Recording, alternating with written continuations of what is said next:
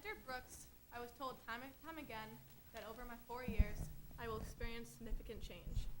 But as freshman year passed, I couldn't think of any examples of how I had changed, besides concrete things like playing different sports, developing new relationships, and focusing more on academics. As time went on, many members of the Brooks community made me realize that we actually enter and leave Brooks without experiencing significant change. It's just that our best qualities and true character are brought out from the experiences and challenge we encounter. This philosophy allowed me to trust my advisor, teachers, coaches, and peers, and reassured me that the Brooks community was an environment that would support my failures and inspire my success. The first quality I discovered about myself while at Brooks was my desire to work hard. I'm sure you all know the saying, hard work beats talent when talent doesn't work hard. However, after the first semester of my freshman year, Bella Papapetros, my roommate at the time, made me seriously question this theory. It all started during our quest to grade out of study hall.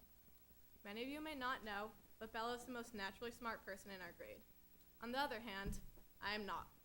The day we received the email, which did not include my name, listing which kids got out of freshman study hall, will forever haunt me.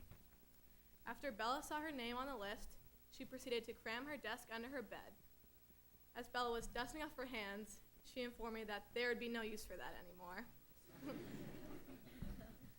From that point on, my solitary goal that year was to achieve the notorious 88 average and prove to her that it was impossible to succeed in school without working hard.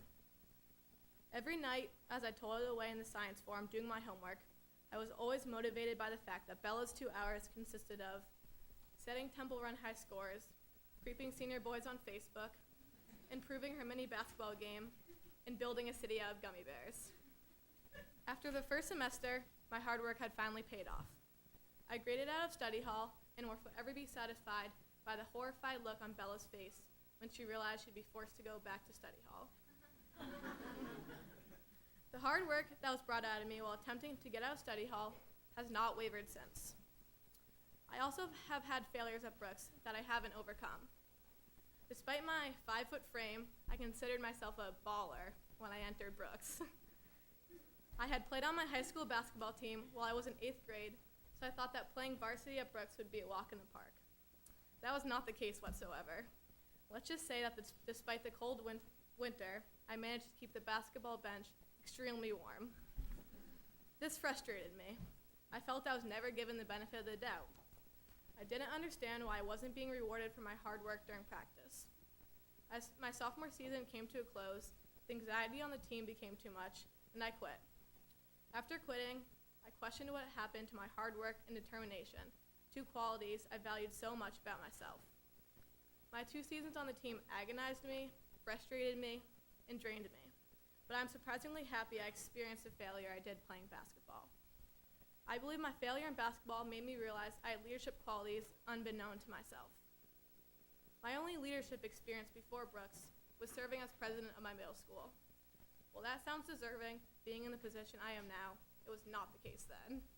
I did not get votes through hard work, adversity, or empathy. Instead, I earned votes through bribery. After studying campaigns of our past U.S. presidents, I devised a plan that consisted of handing out candy and distributing stickers with "Vote for Jordan" on them. But when I entered Brooks' freshman year, I was too intimidated to run for form rep. I was intimidated by the fact that I actually had to make a speech. I was also intimidated by the fact that classmates' speeches promising no Saturday classes and even no dress code. I was sure I couldn't compete. A year later, after none of those promises were fulfilled, and I became more comfortable in my grade, I decided I would run for form rep. For the first half of my sophomore year, I didn't speak once in student gov. It wasn't until that winter, after I quit basketball, that I came out of my shell. I was surprised by the support my classmates had in my leadership, and I have been passionate in the field ever since. I regret that I failed to find confidence in myself until sophomore year.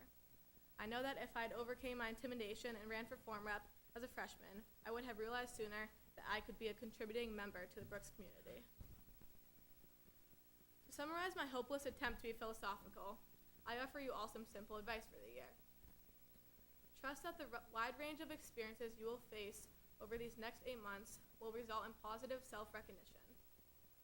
I'm confident in this advice because members of the Brooks community will keep encouraging you and supporting you to develop into the best version of yourself. To the new students, there are so many people here who want to help and support you in your journey. Teachers, advisors, coaches, dorm parents, classmates, dorm prefects, day prefects, teammates, and school prefects. It is important to remember that you are accepted because you possess traits that will make you an influential member of the community. I believe that everyone, students and teachers included, embracing and sharing their commendatory qualities will result in the unification of our community in a fulfilling school year. Thank you.